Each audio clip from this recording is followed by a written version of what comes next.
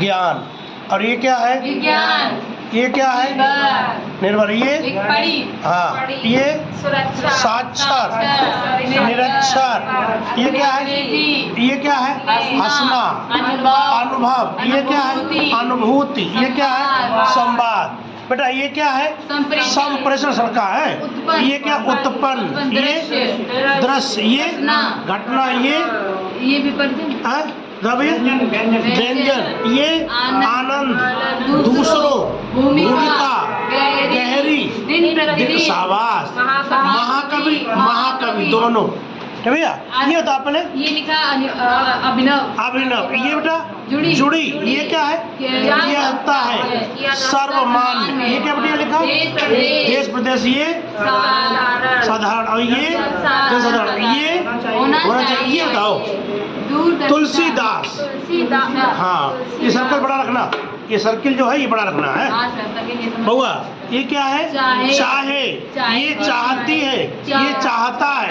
ये उद्देश्य। ये बताओ क्या है? रामचरित्र। ये क्या बेटा? अरे वाह। लोक भाषा, तत्कालीन, पाली। ये क्या बना देना अंदर? ये आधिकारिक। ये सर्वमान्य। ये क्या है? हिंदी। ये क्या है? ये आप में बहुत आएगा भैया। संदर्भ। ये क्या है? भारतेंदु हरिश्चंद्र है। उन्नत। ये उन्नतशील। वो ये क्या है? जनसाधारण। ये क्या? जन्मी। ये जाहिर, बड़ा वाला नहीं तो आप कह रहे थे। ये बताओ पहले क्या लिखा? आत्म परितोष। ये क्या है? पनपी। ये क्या? बहुसंख्यक। ये राजभाषा। ये कहती है। ये क्या है? क्रमिक रूप से, ताकि, शासन प्रशासन। ये क्या लिखा? न्याय। ये विधि। ये क्या है? ज्ञान विज्ञान। चलो ये पढ़ रहा हूँ, लिखिए बेटा। Ready, start. महोदय, ज्ञान या विज्ञान किसी भाषा पर निर्भर नहीं। चोट लगने से हर व्यक्ति को पीड़ा होती है, चाहे वह साक्षर हो या निरक्षर, या फिर वह अंग्रेजी भाषा जानता हो या हर रूसी। हंसना या रोना किसी भाषा में नहीं होता। ये अनुभव की, अनुभूति की वस्तुएं हैं। भाषा की आवश्यकता संवाद की, प्रेषण की आवश्यकता से उत्पन्न होती है। किसी दृश्य, घटना या व्यंजन का आनंद लेने में भाषा की भूमिका नहीं होती, पर जब इसी अनुभव को दूसरों को बताए जाने की आवश्यकता हो तो भाषा की भूमिका प्रधान हो जाती है।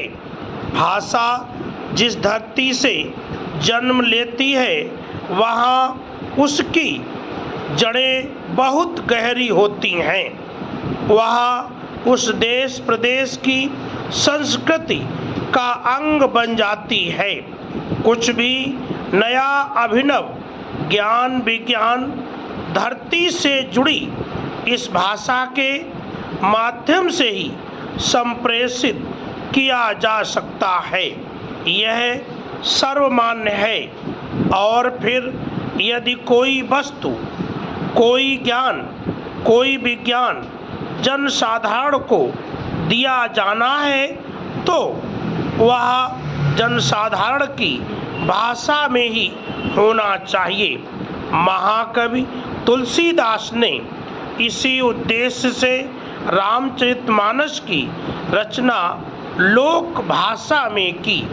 बुद्ध को जो ज्ञान प्राप्त हुआ उसे संस्कृत भाषा के माध्यम से नहीं, तत्कालीन जनसाधारण की भाषा पाली के माध्यम से लोगों तक पहुंचाया, ताकि अधिकाधिक लोगों तक इसका लाभ पहुंचे।